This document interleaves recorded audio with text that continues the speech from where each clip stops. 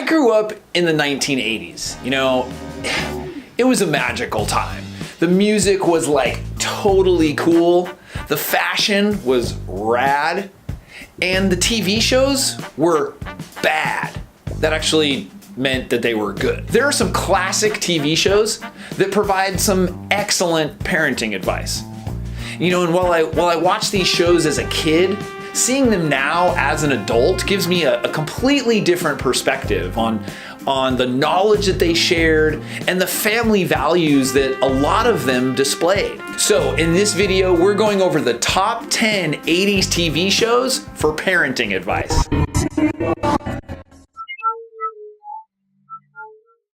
Hey guys, I'm Jason Kreidman and welcome to another episode of Dad University.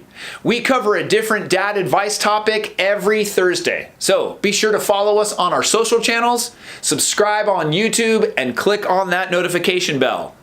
And be sure to join us here live every Tuesday, 4 p.m. Pacific, 7 p.m. Eastern. Sure, you can get parenting advice from books and, from friends and family, but it is way more entertaining to get advice from fictional sitcom characters. So here's our list in no particular order, except number 10 is my favorite.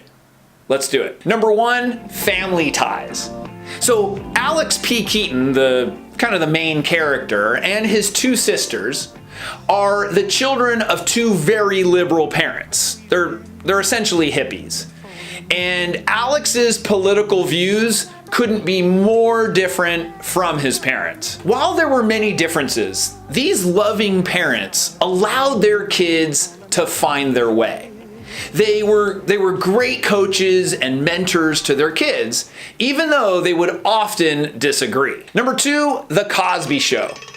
While the real Bill Cosby has had some legal issues and some moral issues, the TV show dad and his wife, they were known as the Huxtables, really broke through African American stereotypes that were traditionally seen on TV. Both of the parents were doctors, raising 5 energetic kids that constantly tested them.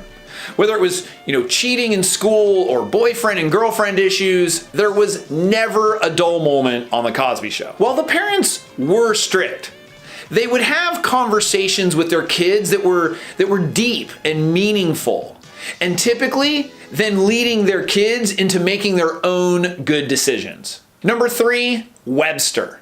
So Webster was this little boy. He was very small, and his parents died. And as a result, he went to go live with his dad's friend, George. So now the thing about George, similar to new parents or new dads, is that George knew nothing about parenting.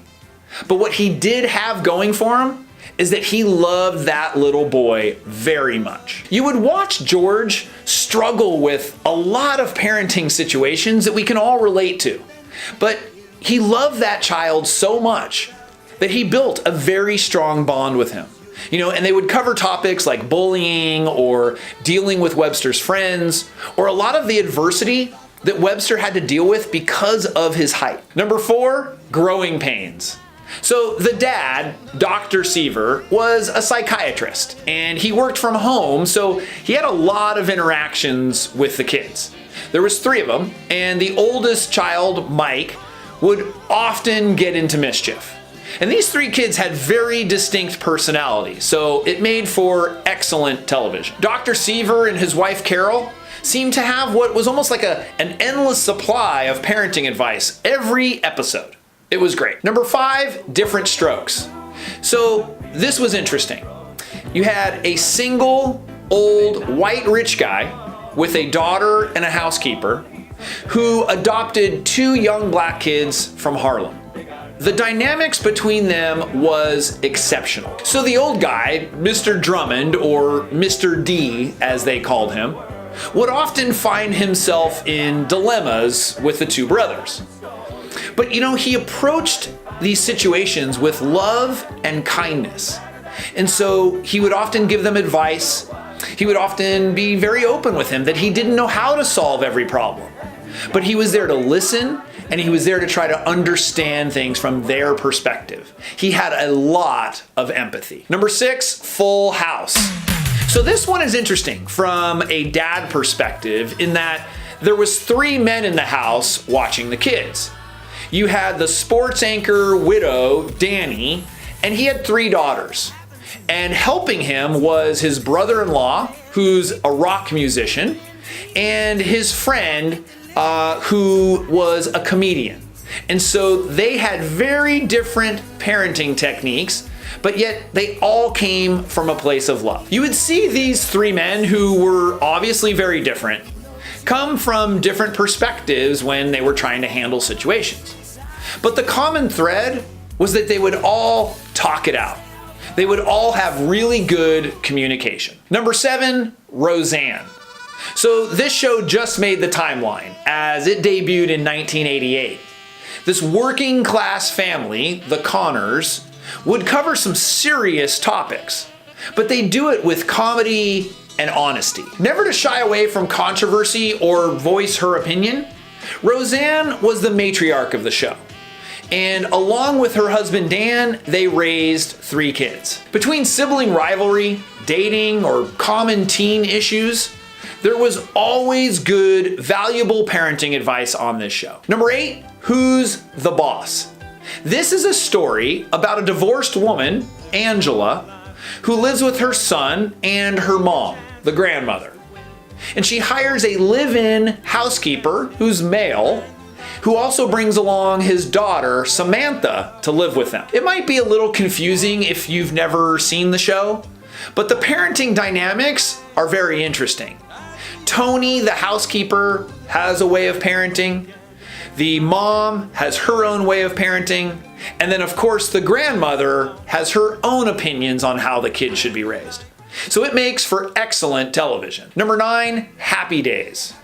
This show aired from 1974 to 1984, and it was about the Cunningham family and took place during the 1950s and 60s. There was a lot of coming-of-age themes. The children were in high school, and so the parents had to deal with a lot of the situations that revolve around that. Known as Mr. C, the father, Howard, was this stereotypical middle America dad who really parented with logic and wisdom, which was what was expected. However, the mom, she dealt with more of the emotion and the connection. But together, their parenting advice was solid. Number 10, Brady Bunch. I know, this show actually aired in the 70s, but I watched all of the reruns throughout the 80s, so I get to put it on the 80s list.